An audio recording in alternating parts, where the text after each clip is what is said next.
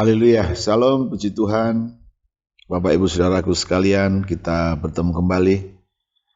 Kita bersyukur oleh anugerah Bapa di surga di dalam Tuhan Yesus. Kita boleh ada sampai hari ini. Kita akan meneruskan pelajaran-pelajaran firman Tuhan, karena dari sanalah kita beroleh pengetahuan kebenaran yang akan membangkitkan iman kita, dan kita terus menjadi kuat di dalam Dia. Mari sebelum kita belajar, kita berdoa. Bapa di surga, di dalam nama Tuhan Yesus Kristus kami bersyukur kemurahan-Mu yang buat kami ada sampai hari ini. Kami selalu belajar memuji-Mu, mengucap syukur dalam segala sesuatu. Kami berdoa, kami terus beroleh makanan rohani yang akan memberi kekuatan bagi kami. Berdoa supaya roh hikmat wahyu-Mu turun atas kami sekalian, sehingga kami boleh mengerti kehendak-Mu, kebenaran-Mu. Kami berdoa, lindungi kami semua dengan kuasa darah-Mu dimanapun kami berada, supaya kami tetap kuat di dalam Tuhan. Di dalam nama Tuhan Yesus kami berdoa, haleluya, amin. Haleluya, puji Tuhan. Kita masih meneruskan serial kita tentang peperangan rohani, Efesus pasal 6. Dan saat ini saya ingin membaca di ayat yang ke-14. Mari yang ada Alkitab kita membacanya. Ayat 14 berkata, "Jadi berdirilah tegap, berikat pinggangkan kebenaran dan berbaju sirahkan keadilan." Saya akan mengambil poin yang pertama di sana yang disebut namanya, saya akan mengambil poin yang di awal ayat ini. Jadi berdirilah tegap.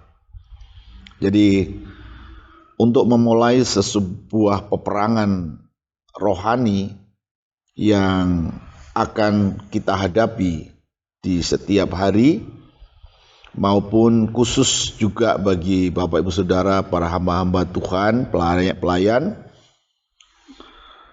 yang menghadapi peperangan rohani dalam doa dan pelayanan, kita boleh mempersiapkan diri sedemikian rupa sehingga kita boleh mendapat kemenangan dan kita juga selamat dalam peperangan rohani itu. Oke, jadi berdiri tegap. Berdiri tegap adalah sebuah sikap yang bersiap dengan kekuatan.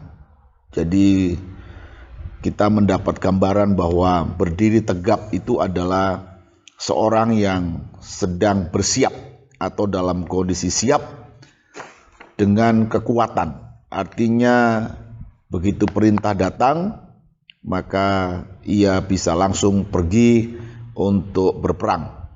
Nah, demikianlah kita juga memulai peperangan rohani ini harus dimulai dengan bersiap. Jadi artinya ada persiapan, tidak begitu saja. Jadi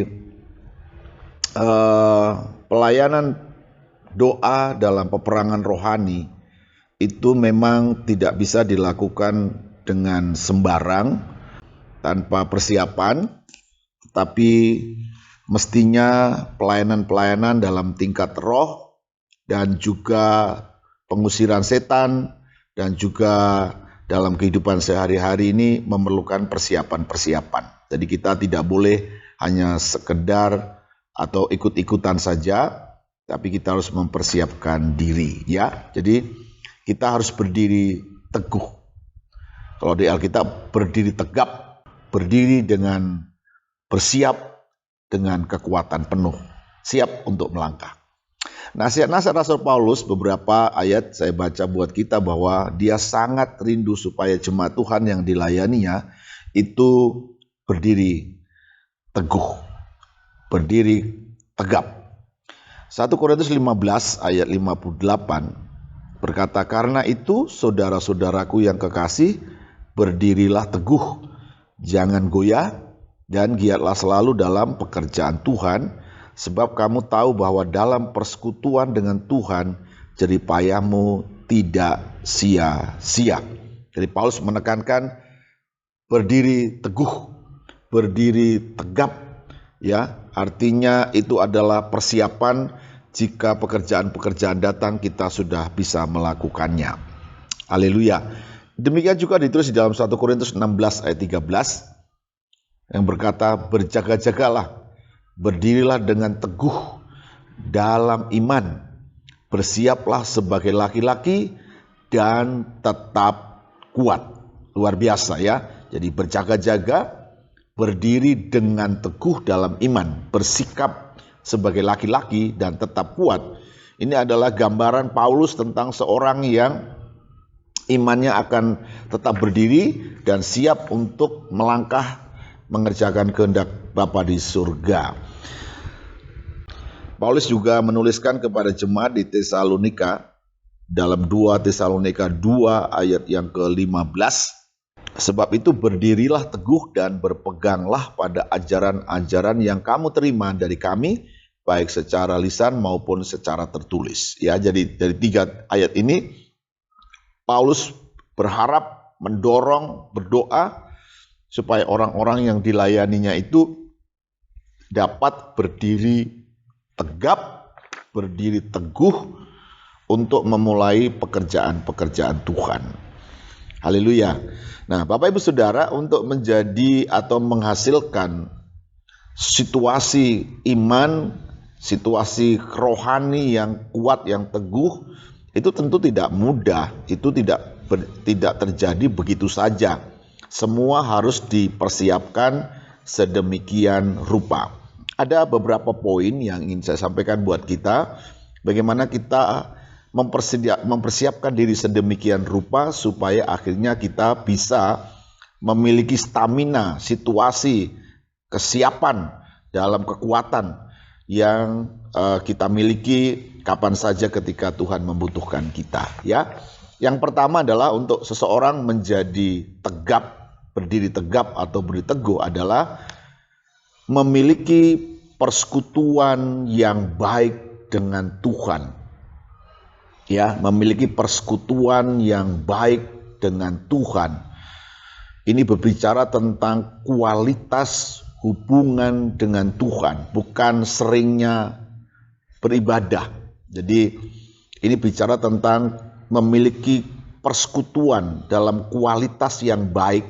Mungkin waktunya bisa relatif, tapi kesungguhan hati, ya, persiapan yang bersungguh-sungguh itu akan menghasilkan jenis kualitas hubungan yang baik dengan Tuhan, ya. Jadi memiliki kualitas persekutuan dengan Tuhan itu melalui yang pertama itu pasti dengan membaca firman Tuhan. Jadi harus membaca firman Tuhan dan kemudian juga memiliki doa-doa yang baik, yang terprogram baik, dan yang terakhir itu memiliki persekutuan dengan teman-teman seiman. Itu akan menjadi persiapan kita memiliki kualitas yang baik. Jenis doa atau jenis persekutuan yang berkualitas adalah kita memiliki hubungan dua arah antara kita dengan Tuhan. Ada waktunya saya berdoa, menyembah, ada waktunya Tuhan itu juga menyatakan sesuatu kepada kita yang membuat kita menjadi kuat atau menjadi teguh. Kita melihat pengalaman Raja Daud di dalam Mazmur 27 ayat yang keempat yang berkata begini, satu hal telah kuminta kepada Tuhan, itulah yang kuingini, diam di rumah Tuhan seumur hidupku, menyaksikan kemurahan Tuhan dan menikmati baiknya. Ayat ini menceritakan bahwa Daud memiliki kerinduan untuk diam di rumah Tuhan, ada di bait Allah. Apa yang dia lakukan kalau dia ada di sana? Dia menyembah Tuhan, dia belajar firman Tuhan. Kemudian sesudah dia melakukan ibadahnya kepada Tuhan, apa yang dia dapatkan? Yang dia dapatkan adalah dia dapat menyaksikan, dia dapat melihat kemurahan Tuhan. Kemurahan Tuhan itu kan bisa kalau dalam waktu dia ada di bait Allah kan kemurahannya bukan bersifat hal-hal jasmani, bukan, tetapi hatinya menyaksikan, hatinya menyadari ada kemurahan Tuhan di sana. Kemudian dan juga dia berkata menikmati baitnya. Bait Tuhan kan tidak bisa dinikmati. Menikmati itu kan soal makanan, minuman, pemandangan, macam-macam. Tapi ini berbicara tentang bahwa kemurahan Tuhan dan menikmati baitnya itu, Daud menggambarkan bahwa sesudah dia beribadah, Tuhan menyatakan dirinya. Tuhan menyatakan kehadirannya. Nah, di dalam hidup kita juga, dalam doa-doa kita, orang-orang yang memiliki kualitas hubungan dengan Tuhan yang baik adalah dia memiliki ibadah yang sejati kepada Tuhan. Tetapi juga akhirnya dia dapat menyaksikan kemurahan, kebaikan Tuhan. Artinya dia sungguh-sungguh sangat yakin bahwa Tuhan baik. Kita merasakan, menikmati, yakin Tuhan itu baik. Itu adalah kesaksian hati kita. Dan kita dapat menikmati, artinya waktu kita berdoa itu kita menikmati. Ada keindahan di sana. Ada rasa sukacita di sana. Ada kebahagiaan di sana. Itu kualitas. Jadi kalau ada orang ibadah tapi tidak menyaksikan kemurahan Tuhan, tidak menikmati keindahan dalam persekutuan dengan Tuhan, ini kualitasnya belum yang sejati. Nah, kita harus sampai dalam tingkat persekutuan ibadah yang sejati antara saya dan Tuhan Yesus di dalam kuasa Roh Kudus ya dengan saya, dan kualitas itu akan menjamin untuk membuat hati kita kuat, hati kita teguh, lutut kita kuat berdiri. Karena bukan kata orang, bukan karena rasa-rasa, bukan karena pengaruh-pengaruh, tapi dia sendiri menyaksikan dan mengalami Tuhan di dalam segala keindahannya. Haleluya, itu syarat pertama.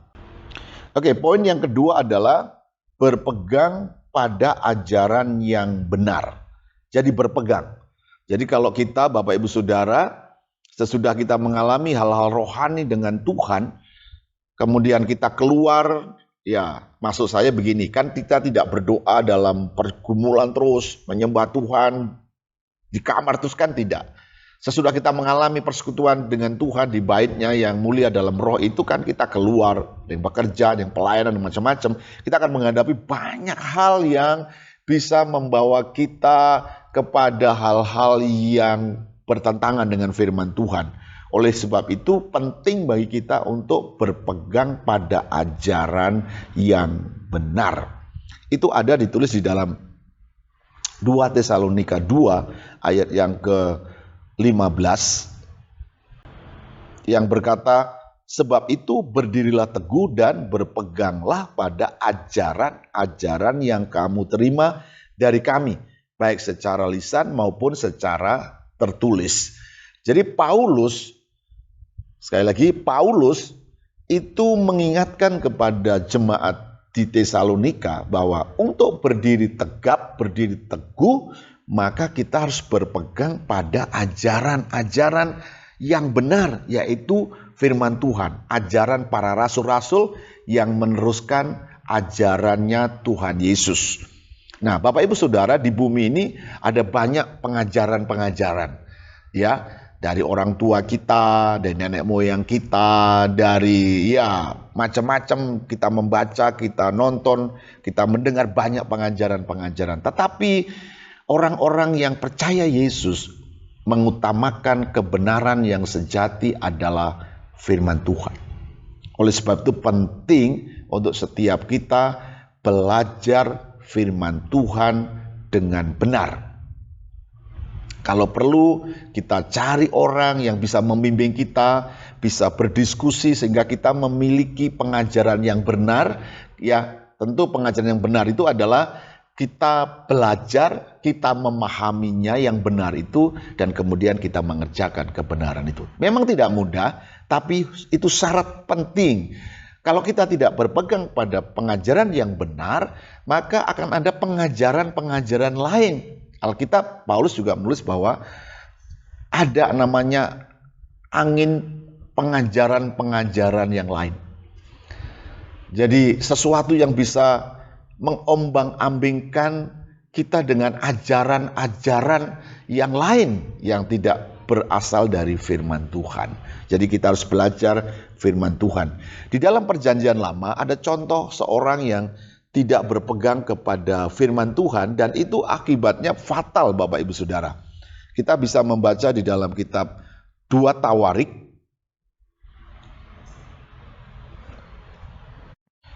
Dalam Perjanjian Lama juga ada contoh seorang yang tidak berpegang kepada kebenaran dan akhirnya dia tidak teguh berdiri dan akhirnya jatuh. 1 Tawarik pasal 10 ayat yang ke-13 dan 14. Demikianlah Saul mati karena perbuatannya yang tidak setia terhadap Tuhan, karena ia tidak berpegang pada firman Tuhan, dan juga karena ia telah meminta petunjuk dari arwah, dan tidak meminta petunjuk Tuhan. Sebab itu Tuhan membunuh dia dan menyerahkan jabatan raja itu kepada Daud bin Isai. Jadi berpegang kepada kebenaran itu penting untuk menyelamatkan kita. Tidak hanya ketika kita mengalami serangan atau peperangan rohani dengan si jahat, tapi juga kita dipandang bersalah oleh Tuhan ketika kita tidak berpegang kepada firman Tuhan. Dan itulah yang terjadi dalam diri Raja Saul. Dia akhirnya mati, ya, tetapi yang penting bukan soal matinya, tapi kerajaan beralih kepada Raja Daud. Begitu kata firman Tuhan. Dalam Perjanjian Baru juga Paulus mengingatkan kepada Timotius, ya, ini tugasnya Timotius, supaya juga memperhatikan supaya orang-orang berpegang kepada firman Tuhan dan tidak menolaknya. Ada di dalam 1 Timotius 1 ayat 19-20. Dia berkata begini, beberapa orang telah menolak hati nuraninya yang murni itu, dan karena itu kandaslah iman mereka. Di antaranya Himenius dan Alexander yang telah kuserahkan kepada iblis supaya jera mereka menghujat. Ada 2 orang disebutkan kandas imannya. Ya, jatuh, lututnya tidak kuat, imannya tidak kuat. Kenapa? Karena menolak hati nuraninya yang murni. Loh, kenapa hati nuraninya? Apakah hati nurani yang murni itu sama dengan firman Tuhan? Ya, firman Tuhan itu tinggal di hati nurani yang murni. Sebenarnya ketika dia menolak hati nuraninya, dia juga menolak firman Tuhan. Dia tidak berpegang kepada firman Tuhan. Jadi Bapak Ibu Saudara, firman Tuhan yang kita pelajari ini kan akhirnya menjadi kehidupan di dalam diri kita dan menjadi suara hati nurani kita juga. Sekalipun memang tidak semua hati nurani itu suara Tuhan. Tapi ayat kitab tadi kan berkata namanya hati nurani yang murni, yang suci, Tuhan ada di sana. Nah, penting bagi kita untuk berpegang pada ajaran yang benar supaya kita tetap bisa berdiri tegak. Oke, yang ketiga selanjutnya adalah orang-orang yang berdiri tegap karena yang ketiga adalah menang terhadap intimidasi. Nah, ya, jadi kita seringkali menjadi lemah itu karena intimidasi. Jadi belum perang, tapi peperangannya dalam tingkat intimidasi, ya. Jadi bukan intimidasi itu kan tuduhan. Jadi ada tuduhan-tuduhan yang membuat kita menjadi lemah. Ada 2 jenis tuduhan yang saya catat, Bapak Ibu Saudara. Yang pertama adalah datang dari iblis, ya, atau datang dari si jahat. Jadi iblis itu datang untuk mengintimidasi kita.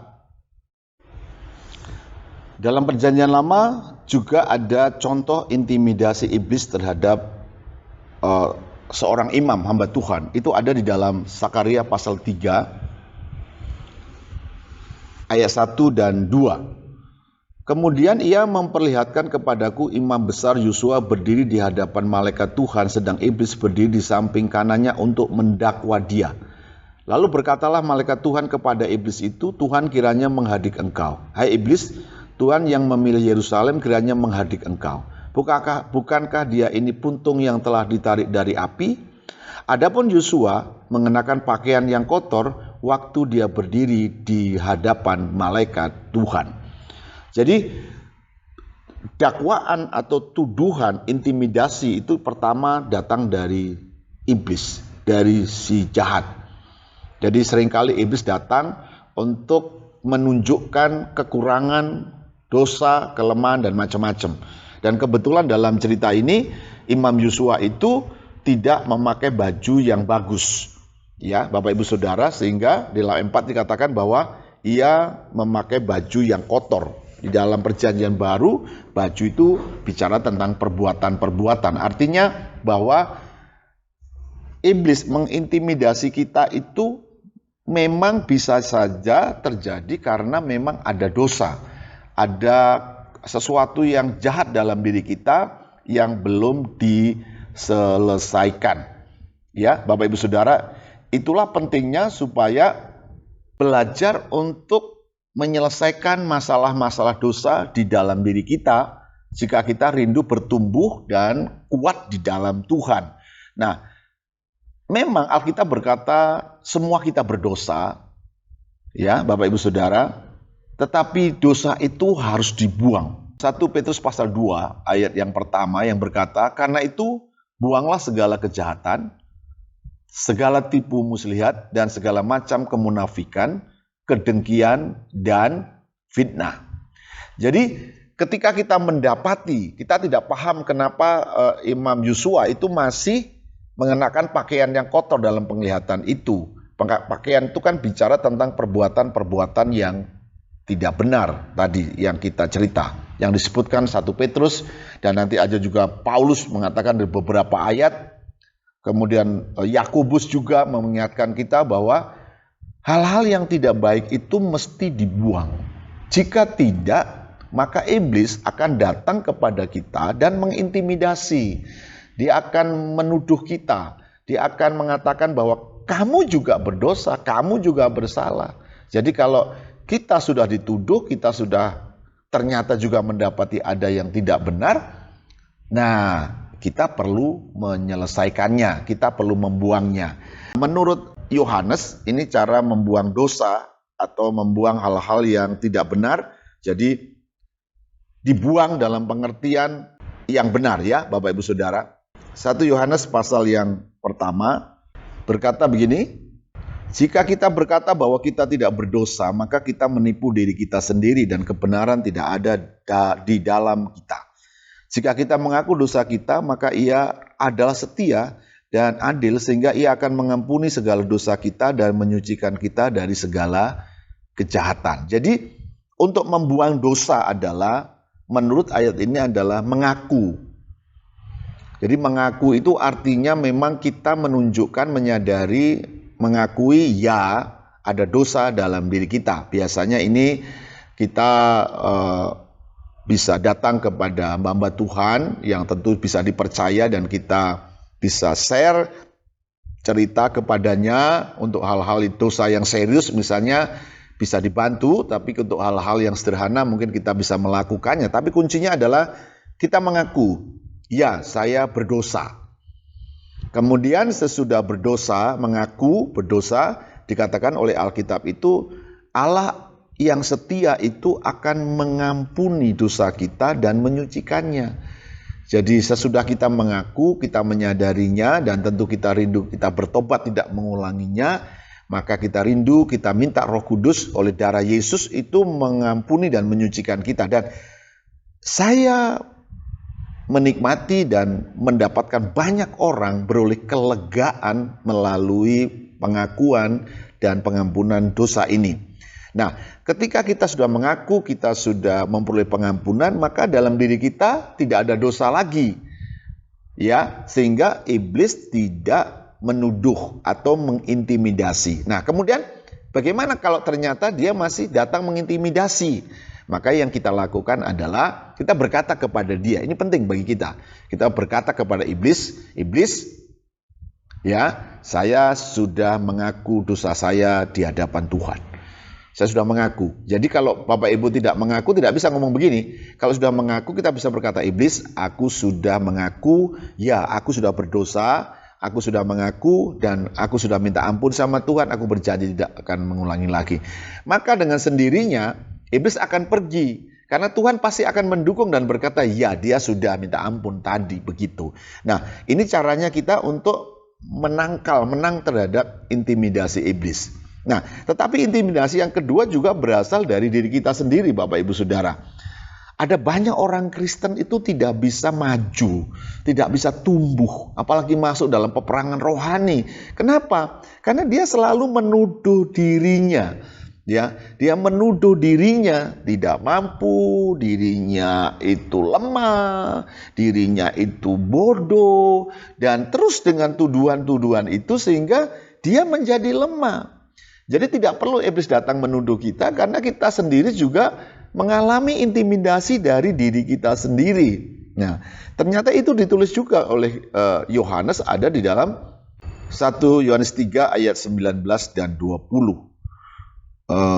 Dulu di awal pertobatan saya, dulu di awal saya melangkah untuk mencintai Tuhan, ayat ini serius buat saya. Kenapa? Karena saya salah satu orang yang juga cenderung menuduh diri.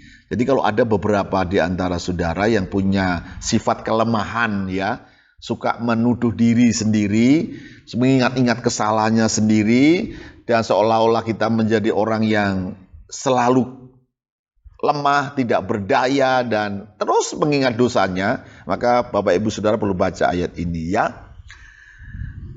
Firman Tuhan berkata begini, demikianlah kita ketahui bahwa kita berasal dari kebenaran. Demikian pula kita boleh menenangkan hati kita di hadapan Allah, sebab jika kita dituduh olehnya, Allah adalah lebih besar daripada hati kita, serta mengetahui segala sesuatu.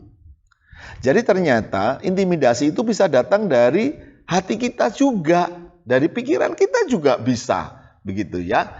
Untuk orang-orang yang baru melangkah, baru mau bertumbuh, itu pasti menghadapi poin ini, begitu ya. Nah, kalau kita menghadapi poin ini, memang kita belum bisa berjuang untuk dalam peperangan rohani, dalam mengusir setan misalnya. Oh, tidak bisa, begitu ya. Jadi kita harus meyakinkan diri kita dengan mempercayai firman Tuhan ini. Apa itu? Dikatakan bahwa kita ini berasal dari kebenaran. Ketika kita sudah percaya Yesus, roh kita dibaharui, amin, memperoleh Roh Kudus yang baru, Roh Allah yang baru. Kemudian kita mengaku dosa kita, pengampunan darah Yesus menghapus dosa kita. Kita ini jadi baru di dalam Tuhan. Dalam pemandangan Tuhan, kita ini dianggap orang yang sudah dibaharui atau orang yang benar di hadapan Allah. Oleh sebab itu ayat 19 berkata begini, kita boleh menenangkan hati kita di hadapan Allah karena Allah tidak menuduh kita. Ya, ini penting. Jadi yang menuduh kita itu iblis, ya sekalipun melalui orang-orang bisa saja, melalui intimidasi yang lain bisa, tapi juga diri kita juga menuduh kita. Satu-satunya yang tidak menuduh kita, catat baik-baik, yang satu-satunya yang tidak menuduh, mendakwa atau mengintimidasi kita adalah Tuhan Yesus. Kenapa? Karena Tuhan Yesus itu penuh kasih. Dan dia benar, kalau kita sudah melakukannya, dia akan mendukung kita. Jadi kita bisa menenangkan hati kita di hadapan Allah. Haleluya. Coba baca baik-baik ya. Saya ingin tekankan ini penting. Kita boleh menenangkan hati kita di hadapan Allah dan tidak merasa bersalah, tidak merasa tertuduh, terintimidasi. Karena Tuhan Yesus sudah tahu hati kita dan karena kita sudah pernah melakukan pengakuan-pengakuan kita di hadapannya. Tuhan mendukung kita, ya. Haleluya. Tuhan mendukung kita. Roh Kudus akan menolong kita. Kita bisa menenangkan hati di hadapan Tuhan bahkan untuk berdukungan dari Dia. Baru ya, itu jika kita dituduh oleh hati kita. Jadi hati kita itu kan menuduh kita juga. Sebab jika kita dituduh olehnya, penjelasannya selanjutnya itu oleh hati kita, Allah adalah lebih besar daripada hati kita. Jadi Allah lebih besar dari hati kita, Dia akan bisa mengalahkan hati kita, ya, menenangkan hati kita atau menerjemahkan, mengajar kepada hati kita. Karena begini Bapak Ibu Saudara, hati kita ini kan belum 100% percaya kepada Tuhan, gitu ya. Terutama untuk yang masih belajar, itu kan antara percaya, tidak percaya, kadang-kadang percaya, kadang tidak. Tapi Tuhan itu membuat kita mempercayai Dia, gitu. Dan Dia menenangkan hati kita. Ini luar biasa. Bagi saya, kebenaran yang tulis 1 Yohanes 3 ini luar biasa. Karena Tuhan itu mendukung kita dan memberi ketenangan bagi kita, bahkan untuk mengalahkan hati kita, bahkan untuk menjawab tuduhan-tuduhan hati kita. Luar biasa. Jadi Tuhan mendukung kita supaya kita berdiri teguh, berdiri tegap, menghadapi intimidasi dari iblis, tapi juga menghadapi intimidasi dari diri kita sendiri. Haleluya. Dan yang terakhir, yang keempat, kita percaya bahwa Tuhan kita lebih besar dari segala sesuatu. Ya, lebih besar dari iblis, lebih besar juga dari hati kita. Dia itu besar. Nah, Dia hebat. Kita harus yakin, kita percaya Dia besar, Dia berkuasa, Dia hebat. Rohnya itu adalah luar biasa yang ditaruhkan di dalam diri kita. Ya, roh yang diberikan kepada kita itu adalah roh yang teguh. Teguh untuk mempercayai Tuhan. Ya, jadi mempercayai kebesarannya, kuasanya, dan semua karyanya itu adalah ya dan amin. Jadi kita tidak boleh meragukan Tuhan di dalam kita. Tuhan dalam segala kebesarannya menyatakan kasih-Nya kepada kita, menyatakan kuasanya kepada kita, dan menyatakan kebersamaannya dengan kita, dan memberi jaminan bahwa Dia mendukung kita, Dia mempercayai kita, Dia memberkati kita. Kenapa ini penting? Karena sekali lagi di awal tadi akan ada intimidasi yang mengatakan bahwa ya Tuhan tidak berkenan terhadapmu, Tuhan tidak mendukungmu. Bagaimana jika Tuhan tidak menolongmu, Tuhan tidak memberkatimu? Bagaimana jika Tuhan tidak mengampunimu? Ini adalah semua intimidasi-intimidasi yang bisa membuat kita menjadi lemah. Saya tinggal satu cerita. Satu kali ada satu anak muda mahasiswa yang baru bertobat dalam sebuah camp. Puji Tuhan, dia mulai pertobatan di baptis Roh Kudus, kemudian hidup dalam persekutuan doa, dia mulai belajar untuk taat kepada firman Tuhan, dan satu kali dia jatuh dalam dosa.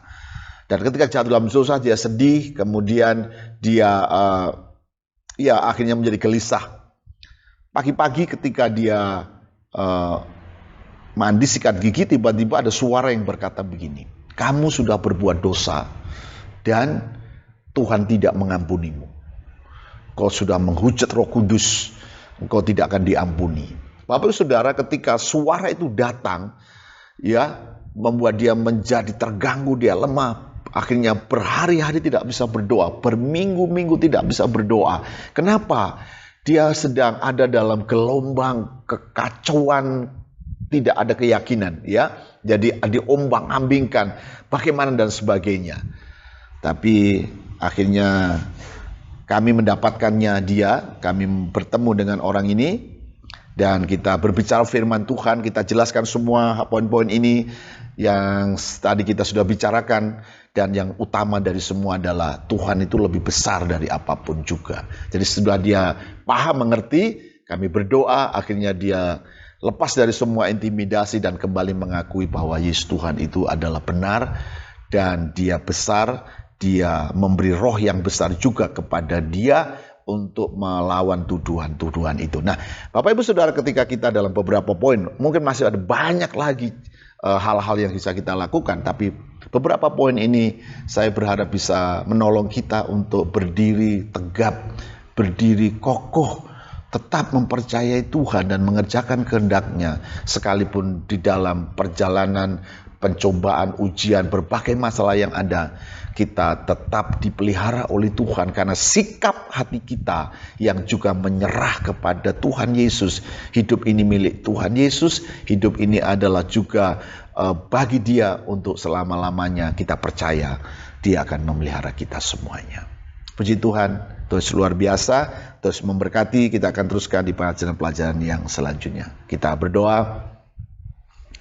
Bapa di surga, di dalam nama Tuhan Yesus, kami bersyukur bila kebenaran, pengetahuan kebenaran akan firman-Mu ini akan menjadi pegangan yang kami selalu kerjakan di setiap langkah kami.